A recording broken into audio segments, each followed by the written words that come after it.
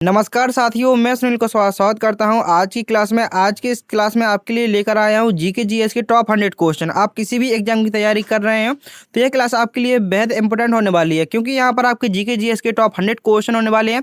यदि आप इन क्वेश्चनों में लगभग 60-70 क्वेश्चन सही कर लेते हैं तो आपकी तैयारी बहुत अच्छी चल रही है जीके जीएस में। और यदि इससे कम क्वेश्चन सही होते हैं तो आपको तैयारी करने की और अधिक आवश्यकता है। तो यहाँ पर आपके 100 क्वेश्चन होने वाले हैं और आपको वीडियो के अंत में जरूर बताना है टोटल 100 क्वेश्चन में से आपने कितने क्वेश्चनों के आंसर सही दिए हैं।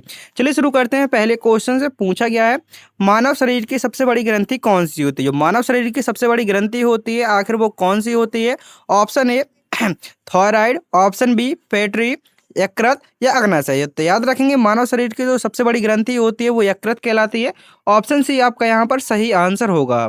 नेक्स्ट क्वेश्चन में पूछा गया, यहाँ पर देखेंगे इंपोर्टेंट पॉइंट भी है और बहुत सारे साथियों को ये डाउट होगा इसका पीडीएफ मिलेगा या नहीं मिलेगा। तो आपको इसका पीडीएफ भी मिलेगा। तो वीडियो के बीचों बीच बताने वाला हूँ कि आपको इसका पीडीएफ कहाँ मिलने वाला है। रक्त का लाल रंग किसके कारण होता है? तो वो हीमोग्लोबिन के कारण होता है। ऑप्शन बी आपका यहाँ पर सही आंसर होगा। नेक्स्ट क्वेश्चन में पूछा गया है, सिंधु घाटी सभ्यता का प्रमुख नगर कौन सा था? तो सिंधु घाटी सभ्यता थी, आखिर इसका प्रमुख नगर कौन सा था? तो याद रखेंगे सिंधु घाटी सभ्यता का जो प्रमुख नगर था वो था आपका मोहनजोदड़ो। ऑप्शन नंबर सी आपका यहाँ पर सही आंसर होगा। सिंधु घाटी सभ्यता का जो प्रमुख नगर था वो था आपका मोहनजोदड़ो। ऑप्शन सी सही आंसर होगा, जो वर्तमान में पाकिस्तान पर स्थित है। नेक्स्ट क्वेश्चन में पूछा गया है, अशोक किस वंश का शासक था? जो अशोक था आखिर वो किस वंश का शासक था? तो याद रखेंगे अशोक था वो मौर्य वंश का शासक था। ऑप्शन नंबर बी आपका यहाँ पर सही आंसर होगा। नेक्स्ट क्वेश्चन में पूछा गया क्वेश्चन नंबर 5 में, भारतीय संविधान कब लागू हुआ था? जो भारतीय संविधान है आखिर इसको कब लागू किया गया था? तो याद रखेंगे भारतीय संविधान को 26 जनवरी 1950 को लागू किया गया था। याद रखेंगे भारतीय संविधान को कब लागू किया गया था? तो भारतीय संविधान को 26 जनवरी 1950 को लागू किया गया था। ऑप्शन नंबर सी आपका यहाँ पर सही आंसर होगा। साथ ही साथ आपको भी कमेंट करते चलना है जिससे कि सारे क्वेश्चन आपको भी याद हो सके। नेक्स्ट क्वेश्चन में पूछा गया और पूछ सकता है कि 26 जनवरी को कौन सा दिवस मनाया जाता है? तो 26 जनवरी को गणतंत्र दिवस के रूप में मनाया जाता है। आप देखेंगे इतने सरल क्वेश्चन है, आपको ये नहीं देखना है क्वेश्चन कितने सरल है, आपको पता होना चाहिए आपके एग्जाम में ठीक इसी प्रकार के अगर 4 से 5 क्वेश्चन भी यानी 100 क्वेश्चन में से फंस जाते हैं तो आपके लिए वो रामबाण हो सकते हैं।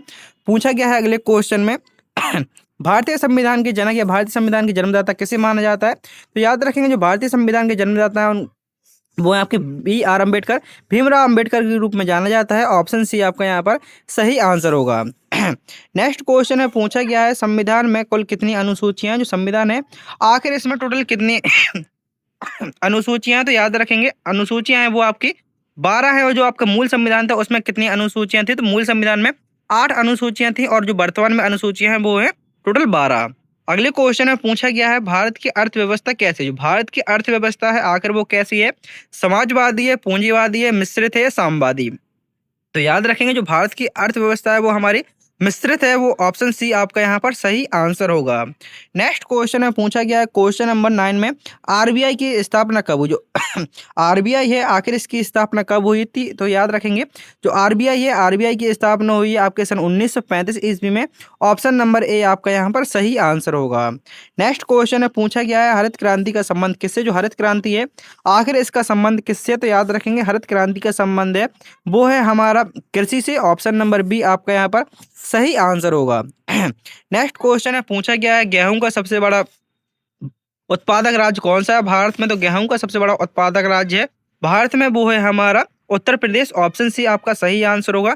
आपको भी साथ साथ आंसर बताते चलना है। नेक्स्ट क्वेश्चन है पूछा गया है, जीएसटी कब लागू हुआ? जो जीएसटी है आखिर ये कब लागू हुआ था? याद रखेंगे जीएसटी लागू हुआ था वह आपका सन 2017 में। ऑप्शन सी आपका सही आंसर होगा। नेक्स्ट क्वेश्चन में पूछा गया है, विमुद्रीकरण कब हुआ? जो विमुद्रीकरण है आखिर ये कब हुआ? जो विमुद्रीकरण हुआ था वह आपका सन 2016 में हुआ था, जिसमें आपके 500 और 1000 के नोट बंद कर दिए गए थे। तो ऑप्शन नंबर सी आपका यहाँ पर सही आंसर होगा। विमुद्रीकरण मतलब आपके जो नोट बंद हुए थे वो कब हुए थे? 500 और 1000 का नोट 2016 में बंद हुआ था। नेक्स्ट क्वेश्चन में पूछा गया है, भारत का सबसे बड़ा राज्य क्षेत्रफल की दृष्टि से कौन सा है? तो याद रखेंगे जो भारत का सबसे बड़ा राज्य क्षेत्रफल की दृष्टि से है वो है हमारा राजस्थान। ऑप्शन नंबर डी आपका सही आंसर होगा। अगले क्वेश्चन में पूछा गया है, जनसंख्या की गणना किसके द्वारा होती है? जो जनगणना है आखिर इसकी जनसंख्या की गणना किसके द्वारा, जनगणना होती है किसके द्वारा होती है? तो वो है आपके जनगणना विभाग द्वारा होती है। ऑप्शन नंबर बी आपका यहाँ पर सही आंसर होगा। नेक्स्ट क्वेश्चन है, पूछा गया है विश्व पर्यावरण दिवस कब मनाया जाता है? जो विश्व पर्यावरण दिवस है आखिर ये कब मनाया जाता है? तो याद रखेंगे विश्व पर्यावरण दिवस 5 जून को मनाया जाता है। ऑप्शन नंबर बी आपका यहाँ पर सही आंसर होगा। नेक्स्ट क्वेश्चन है, पूछा गया है भारत में मानवाधिकार आयोग की स्थापना कब हुई? जो भारत में मानवाधिकार आयोग है आखिर इसकी स्थापना कब हुई? तो याद रखेंगे इसकी स्थापना हुई थी सन 1993 में। और आपसे पूछ सकता है मानवाधिकार दिवस कब मनाया जाता है? तो मानवाधिकार दिवस मनाया जाता है 10 दिसंबर को। नेक्स्ट क्वेश्चन में पूछा गया है साइबर अपराध किससे संबंधित है? जो साइबर अपराध है आखिर ये किससे संबंधित है? जो साइबर अपराध है वह हमारे इंटरनेट से संबंधित है। ऑप्शन बी आपका यहाँ पर सही आंसर होगा। नेक्स्ट क्वेश्चन है, पूछा गया है संयुक्त राष्ट्र संघ की स्थापना कब हुई थी? जो संयुक्त राष्ट्र संघ है आखिर इसकी स्थापना कब हुई थी? तो इसकी स्थापना सन 1945 ईस्वी में हुई थी। ऑप्शन नंबर ए यहाँ पर आपका सही आंसर हो जाएगा। अगले क्वेश्चन में पूछा गया है निम्नलिखित में से कौन सा भारत का पड़ोसी देश नहीं है?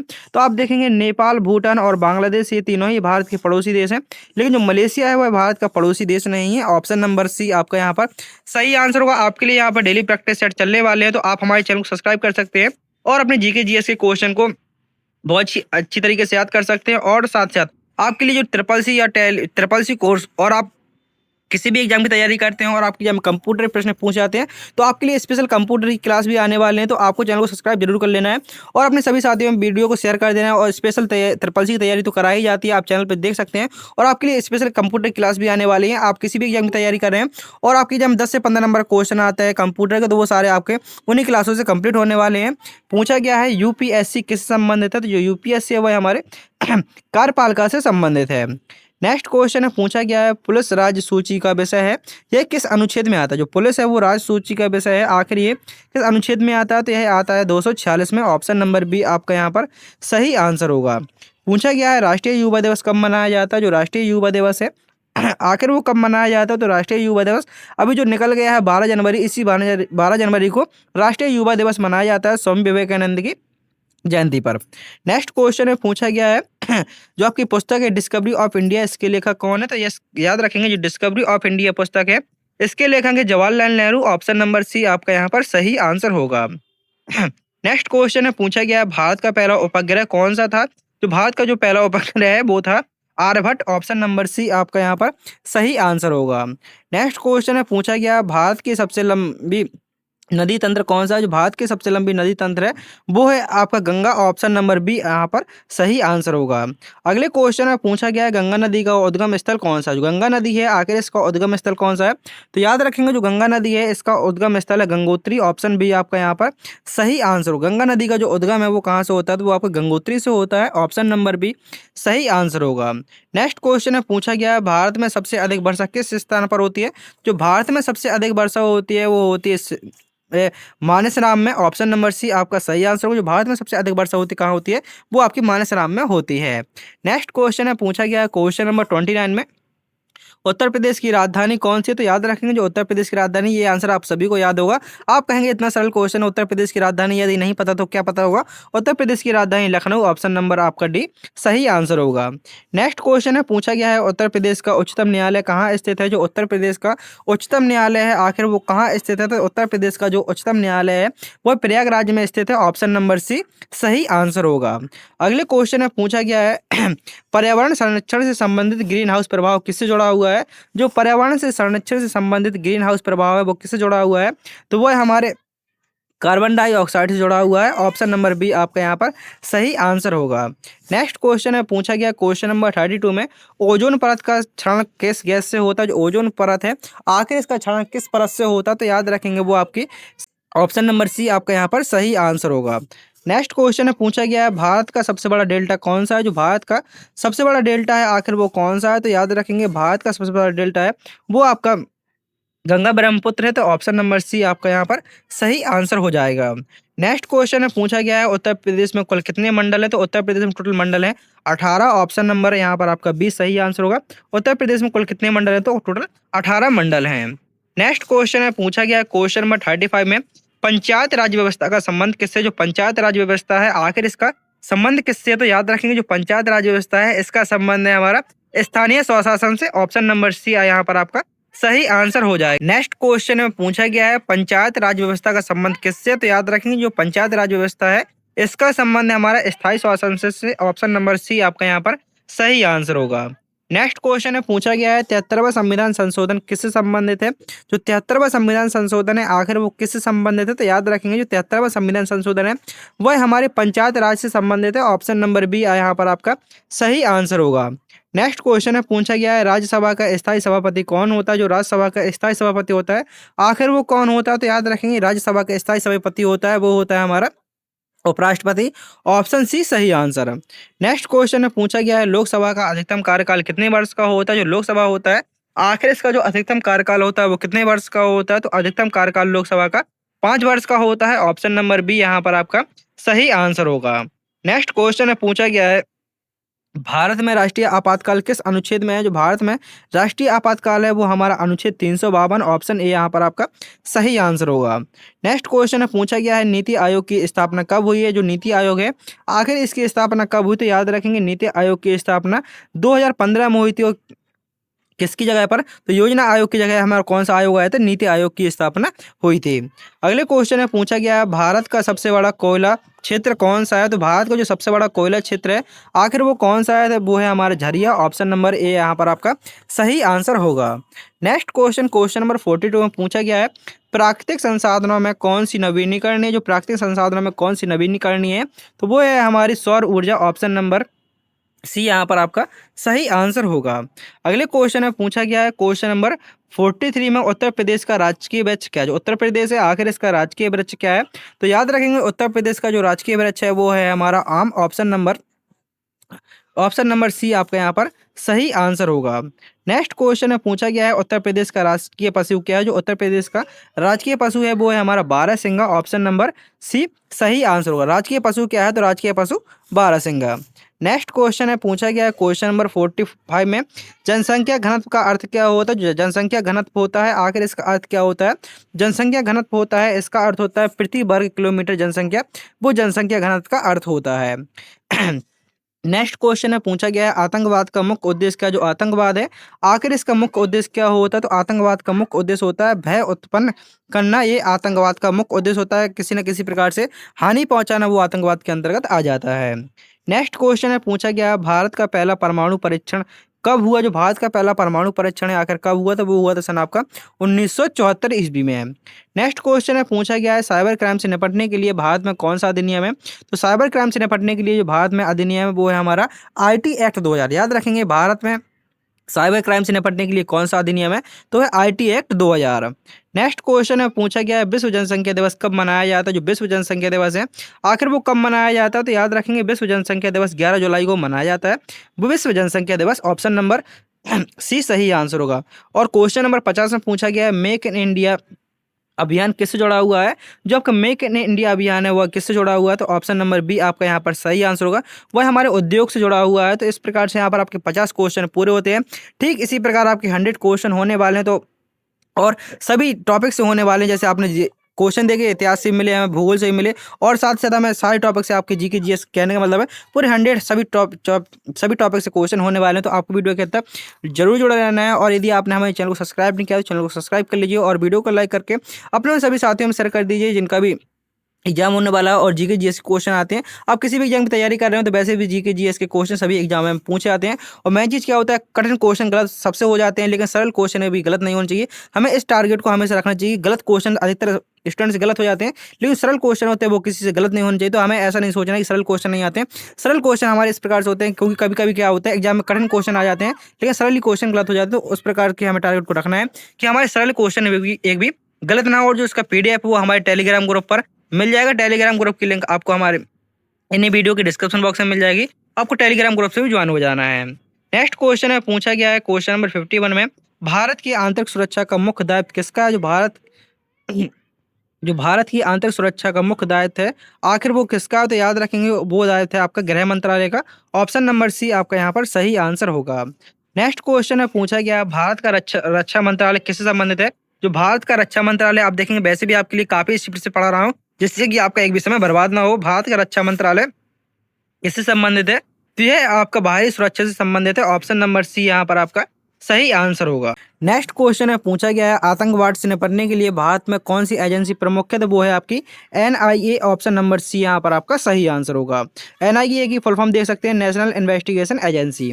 नेक्स्ट क्वेश्चन है, पूछा गया है भारत का सबसे बड़ा अर्धसैनिक बल कौन सा है? तो भारत का जो सबसे बड़ा अर्धसैनिक बल है वो है आपका सीआरपीएफ। ऑप्शन नंबर बी आपका यहाँ पर सही आंसर होगा। नेक्स्ट क्वेश्चन है, पूछा गया भारत और पाकिस्तान के बीच सीमा रेखा को क्या कहते हैं? जो भारत और पाकिस्तान के बीच सीमा रेखा है आखिर वो क्या है? तो याद रखेंगे वो है हमारी रेड क्लिफ रेखा। ऑप्शन नंबर बी सही आंसर होगा। नेक्स्ट क्वेश्चन है, पूछा गया है भारत और चीन के बीच की रेखा को क्या कहते हैं? जो भारत और चीन के बीच की रेखा है आखिर वो कौन सी रेखा कहलाती है? तो वो हमारी मैकमोहन रेखा कहलाती है। ऑप्शन नंबर बी सही आंसर हो जाएगा।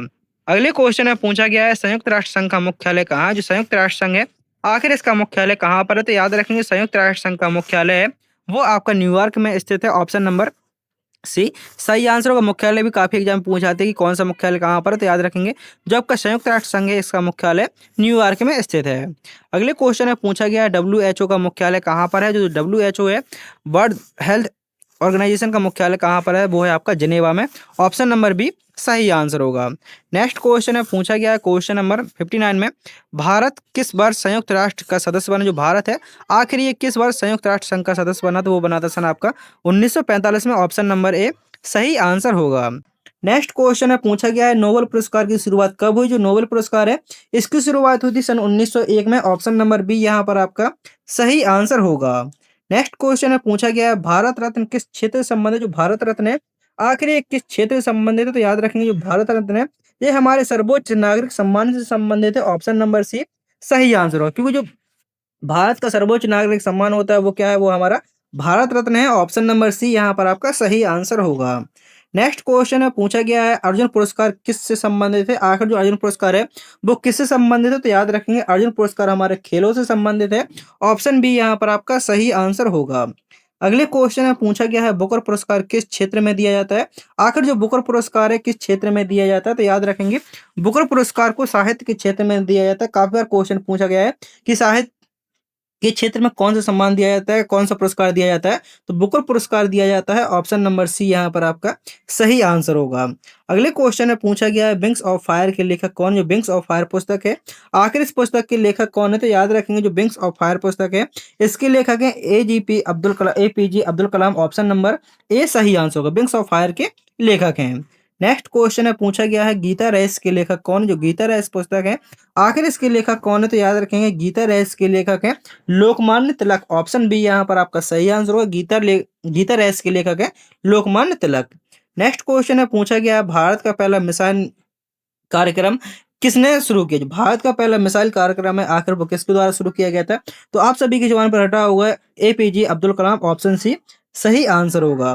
नेक्स्ट क्वेश्चन है, पूछा गया है भारत का पहला परमाणु रिएक्टर है तो भारत का पहला परमाणु रिएक्टर कौन सा है? तो वो है आपका अप्सरा। ऑप्शन बी सही आंसर। नेक्स्ट क्वेश्चन है, पूछा गया है अनुसंधान एवं खोज का संबंध किससे है? अनुसंधान एवं खोज का संबंध है वो है आपका सभी से। सभी का मतलब आपका शिक्षा से हो गया, विकास से हो गया, विज्ञान से। ऑप्शन डी यहाँ पर आपका सही आंसर होगा। जो अनुसंधान और खोज है इन तीनों से आपका संबंध है। ऑप्शन डी सही आंसर।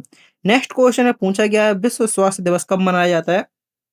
जो विश्व स्वास्थ्य दिवस है आखिर ये कब मनाया जाता है? तो याद रखेंगे विश्व स्वास्थ्य दिवस 7 अप्रैल को मनाया जाता है। ऑप्शन नंबर ए सही आंसर होगा।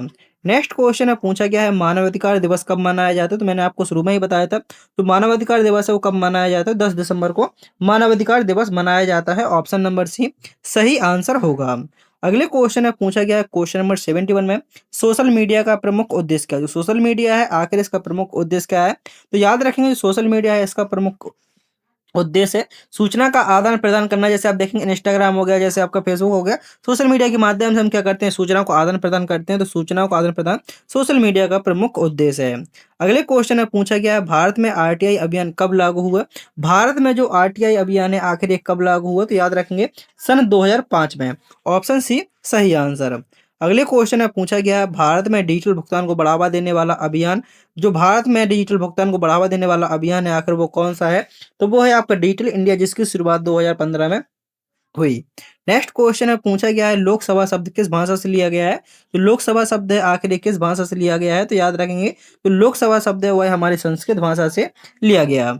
अगले क्वेश्चन में पूछा गया है भारत का राष्ट्रीय खेल क्या है? तो आप देखेंगे भारत का वैसे तो कोई राष्ट्रीय खेल नहीं है लेकिन हॉकी को मान लिया गया है, क्योंकि हम मानते रहते हैं कि हॉकी है वो भारत का राष्ट्रीय खेल है। अगले क्वेश्चन में पूछा गया है वस्तु एवं सेवा कर किस प्रकार का कर है? तो वस्तु एवं सेवा कर है वह आपका एक प्रकार का अप्रत्यक्ष कर है। ऑप्शन नंबर बी सही आंसर होगा। जीएसटी किस प्रकार कर है? तो वह अप्रत्यक्ष कर है। नेक्स्ट क्वेश्चन है पूछा गया है जीएसटी परिषद का अध्यक्ष कौन होता है? तो जीएसटी परिषद होता है आखिर इसका अध्यक्ष कौन होता है? तो याद रखेंगे जीएसटी परिषद का अध्यक्ष होता है आपका वित्त मंत्री। ऑप्शन नंबर सी सही आंसर होगा। अगले क्वेश्चन में पूछा गया है भारत में जीएसटी लागू हुआ। जो भारत में जीएसटी है आखिर कब लागू हुआ? तो याद रखेंगे कि भारत में जीएसटी 1 जुलाई 2017 को लागू हुआ। अगले क्वेश्चन में पूछा गया है साइबर अपराध की शिकायत कहाँ की जाती है? तो आप कहेंगे तो साइबर अपराध होते हैं उनकी शिकायत की जाती है साइबर क्राइम पोर्टल पर। ऑप्शन नंबर सी सही आंसर होगा। नेक्स्ट क्वेश्चन में पूछा गया है हैकिंग किससे संबंधित? जो हैकिंग है आखिर ये किससे संबंधित? तो आप कहेंगे ये हैकिंग है हमारे इंटरनेट से संबंधित है। ऑप्शन नंबर बी सही आंसर होगा। नेक्स्ट क्वेश्चन में पूछा गया है राष्ट्रीय महिला दिवस कब मनाया जाता है? तो राष्ट्रीय महिला दिवस है वो कब मनाया जाता है? तो याद रखेंगे 8 मार्च को मनाया जाता है। और जो आपका राष्ट्रीय महिला दिवस देखेंगे तो अंतर्राष्ट्रीय महिला दिवस 8 मार्च को मनाया जाता है। कि आप यहाँ पे संशोधन लिखा हुआ है जो 13 फरवरी को मनाया जाता है राष्ट्रीय महिला दिवस मनाया जाता है और अंतर्राष्ट्रीय महिला दिवस 8 मार्च को मनाया जाता है। इसको याद रखेंगे। नेक्स्ट क्वेश्चन है पूछा गया है राष्ट्रीय शिक्षक दिवस कब मनाया जाता है? जो राष्ट्रीय शिक्षक दिवस मनाया जाता है वो मनाया जाता है 5 सितंबर को डॉक्टर सर्वपल्ली राधा कृष्णन की जयंती पर। ऑप्शन नंबर बी यहाँ पर आपका सही आंसर होगा। नेक्स्ट क्वेश्चन है पूछा गया है क्वेश्चन नंबर 83 में राष्ट्रीय बाल दिवस कब मनाया जाता है? बाल दिवस है आखिर कब मनाया जाता है? तो आप कहेंगे जो बाल दिवस है वो 14 नवंबर को मनाया जाता है। ऑप्शन नंबर बी सही आंसर होगा। अगले क्वेश्चन में पूछा गया है अंतर्राष्ट्रीय योग दिवस कब मनाया जाता है? अंतर्राष्ट्रीय योग दिवस है आखिर ये कब मनाया जाता है? योग दिवस मनाया जाता है 21 जून को। ऑप्शन नंबर सी सही आंसर होगा। जो योग दिवस है अंतर्राष्ट्रीय योग दिवस कब मनाया जाता है? 21 जून को मनाया जाता है। अगले क्वेश्चन में पूछा गया है भारत का राष्ट्रीय प्रतीक क्या है? तो आप देखेंगे जो भारत का राष्ट्रीय प्रतीक है वो है हमारा अशोक स्तंभ। ऑप्शन नंबर बी सही आंसर होगा। अगले क्वेश्चन में पूछा गया है उत्तर प्रदेश के वर्तमान मुख्यमंत्री कौन है? जो उत्तर प्रदेश के वर्तमान मुख्यमंत्री है वो है हमारे योगी आदित्यनाथ जी। ऑप्शन नंबर सी सही आंसर होगा। नेक्स्ट क्वेश्चन में पूछा गया है उत्तर प्रदेश का राजकीय पक्षी क्या है? जो उत्तर प्रदेश का राजकीय पक्षी है वो है सारस। ऑप्शन नंबर सी सही आंसर। अगले क्वेश्चन में पूछा गया है उत्तर प्रदेश में राजस्व प्रशासन का प्रमुख कौन होता है? जो उत्तर प्रदेश में राजस्व प्रशासन होता है आखिर इसका प्रमुख कौन होता है? तो याद रखेंगे राजस्व प्रशासन का जो प्रमुख होता है वो होता है हमारा जिला अधिकारी, जिसको डीएम के रूप में जाना जाता है, डिस्ट्रिक्ट मजिस्ट्रेट के रूप में जाना जाता है। नेक्स्ट क्वेश्चन में पूछा गया है पुलिस प्रशासन का प्रमुख जिला स्तर पर है। पुलिस प्रशासन का प्रमुख जिला स्तर पर है तो वो है आपका एसपी। ऑप्शन नंबर बी सही आंसर। नेक्स्ट क्वेश्चन में पूछा गया भारत का राष्ट्रीय पशु कौन है? तो याद रखेंगे जो भारत का राष्ट्रीय पशु है वो हमारा बाघ। ऑप्शन नंबर सी सही आंसर। अगले क्वेश्चन में पूछा गया है सत्यमेव जयते कहाँ से लिया गया है? जो सत्यमेव जयते शब्द है आखिर ये कहाँ से लिया गया है? तो याद रखेंगे सत्यमेव जयते शब्द हमारा उपनिषद से लिया गया है। ऑप्शन नंबर सी सही आंसर होगा। नेक्स्ट क्वेश्चन में पूछा गया है पुस्तक भारत एक खोज आखिर भारत एक खोज किसके द्वारा लिखी गई है? तो वो आपकी जवाहरलाल नेहरू द्वारा लिखी गई है। ऑप्शन नंबर सी सही आंसर होगा पुस्तक जो आपकी भारत एक खोज। अगले क्वेश्चन में पूछा गया है भारत का राष्ट्रीय फूल क्या है? तो याद रखेंगे जो भारत का राष्ट्रीय फूल है वो है हमारा कमल। अगले क्वेश्चन में पूछा गया है राष्ट्रीय वृक्ष क्या है? तो राष्ट्रीय वृक्ष भारत का राष्ट्रीय वृक्ष का नाम क्या है? तो वो है आपका बरगद। अगले क्वेश्चन में पूछा गया क्वेश्चन नंबर 95 में विश्व उपभोक्ता दिवस मनाया जाता है। जो विश्व उपभोक्ता दिवस है आखिर ये कब मनाया जाता है? तो याद रखेंगे इसको मनाया जाता है 15 मार्च को। Option number C option number B सही आंसर होगा। आपको कमेंट बॉक्स में बताना है कि 10 दिसंबर को क्या मनाया जाता है। यदि आपको ये क्वेश्चन याद है तो आप कमेंट बॉक्स में बता सकते हैं। आपको एक क्लास को दोबारा 2x करके स्पीड में देख लेना है जिससे सारे क्वेश्चन आपको रिपीट हो जाएं। नेक्स्ट क्वेश्चन में पूछा गया है भारत में पहला मोबाइल कॉल कब हुआ? तो याद रखेंगे सन 1993 ईस्वी में। नेक्स्ट क्वेश्चन में पूछा गया है सोशल मीडिया प्लेटफॉर्म नहीं है तो निम्नलिखित में से कौन सा सोशल मीडिया प्लेटफॉर्म नहीं? तो आप कहेंगे गूगल। गूगल जबकि हमारा एक सर्च इंजन है, जबकि फेसबुक, इंस्टा, ट्विटर ये हमारे सोशल मीडिया प्लेटफॉर्म है। अगले क्वेश्चन में पूछा गया है अनुसंधान का मुख्य उद्देश्य क्या है? जो अनुसंधान है आखिर इसका मुख्य उद्देश्य क्या है? तो याद रखेंगे अनुसंधान है इसका मुख्य उद्देश्य ज्ञान की वृद्धि। अगले क्वेश्चन में पूछा गया है भारत का राष्ट्रीय गान किसके द्वारा लिखा गया? तो भारत का राष्ट्रीय गान रविंद्रनाथ टैगोर के द्वारा लिखा गया। ऑप्शन नंबर बी सही आंसर होगा। और आज की क्लास का ये लास्ट क्वेश्चन, भारत का राष्ट्रीय गीत कौन सा है? तो याद रखेंगे जो भारत का राष्ट्रीय गीत है वो है हमारा Vande Mataram. Option number B सही आंसर होगा। इस प्रकार से हमारे 100 क्वेश्चन पूरे होते हैं। उम्मीद करता हूं कि आपको वीडियो पसंद आया होगा। यदि आपने हमारे चैनल को अभी तक सब्सक्राइब नहीं किया तो चैनल को सब्सक्राइब कर लीजिए और वीडियो को सभी साथियों में जरूर शेयर करें जिनका भी एग्जाम होने वाला है। मिलते हैं अगली वीडियो में, जब तक के लिए जय हिंद, जय भारत, वंदे मातरम।